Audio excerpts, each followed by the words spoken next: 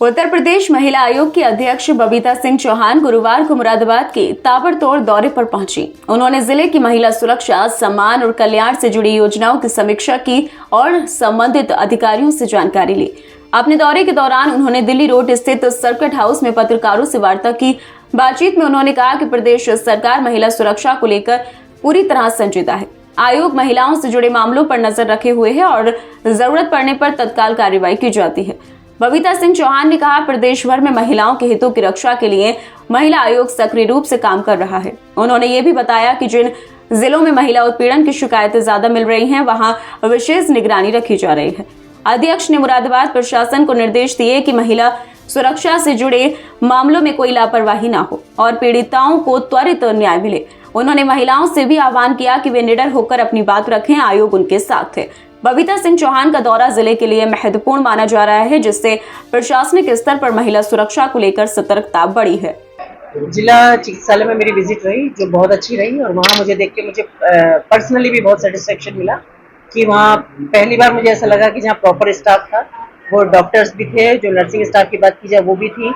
मैंने इवन वहाँ भी देखा जहाँ दवाइयाँ दी जाती हैं वो भी प्रॉपर, वहाँ दवाइयाँ सारी फ्री मिलती हैं।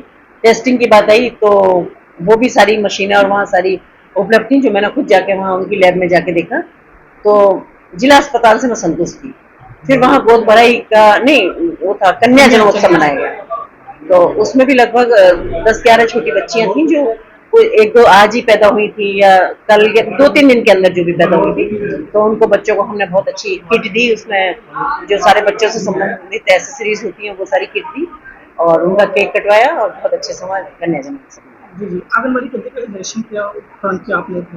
आंगनबाड़ी का जो मैंने किया अभी, वो भी मुझे बहुत अच्छा लगा। स्पेशली मैं आपके माध्यम से एक बात कहना चाहूंगी कि मैं वहाँ बल्कि कह के भी आई हूँ कि वहाँ जो मैंने बच्चे देखे वो बच्चे बड़े इंटेलिजेंट थे। वहाँ लगभग मेरे ख्याल से तो 70-80 बच्चे तो थे वहाँ, इतने इंटेलिजेंट बच्चे कि मुझे देख के बहुत अच्छा लगा। और मैंने वहाँ से भी और आपके माध्यम से भी मैं सबको एक उनकी सिफारिश कर रही हूँ कि जो सोशल ऑर्गेनाइजेशन है या वो है कि वहाँ से जाए, उन बच्चों को जरूर पढ़ने के लिए अडॉप्ट करें, मतलब उनकी पढ़ाई का खर्चा उठाएं और उन बच्चों को पढ़ाएं। मुझे उन बच्चों में बहुत प्रतिभाएं नजर आई जो मैंने देखा और मैंने बात किया, तो मुझे बहुत अच्छा लगा।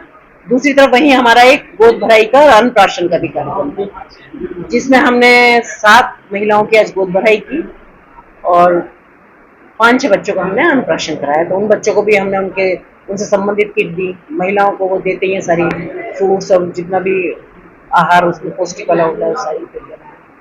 सरकार की ओर से बेटी पढ़ाओ और बेटी बचाओ के लिए क्या मार्गदर्शन है?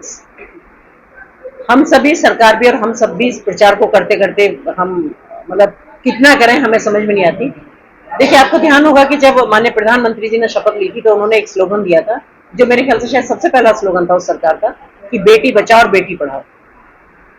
उससे पहले आपने देखा होगा कि बेटियों को पैदा ही नहीं होने देते थे।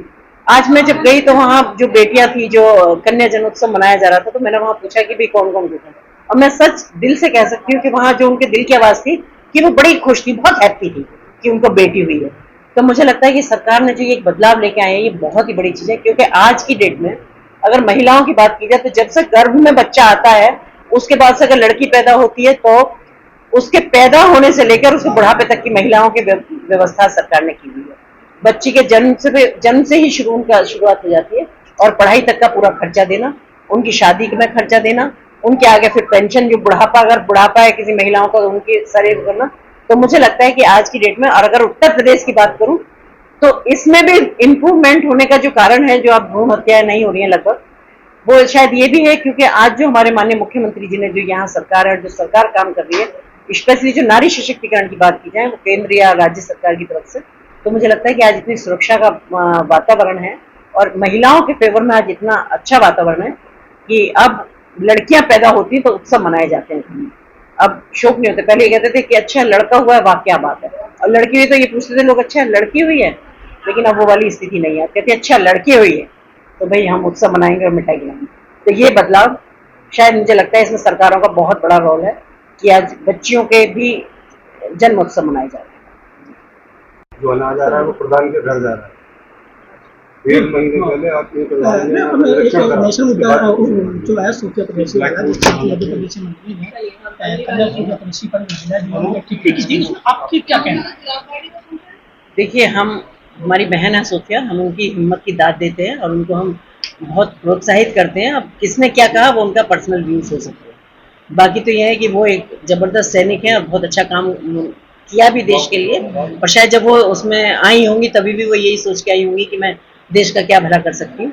तो हमारी शुभकामनाएं उनके साथ है और हम सब उनके साथ। मंत्री द्वारा इस तरह की टिप्पणी किए जाने वो उनकी पर्सनल टिप्पणी रही होगी या क्या उन्होंने कहा मुझे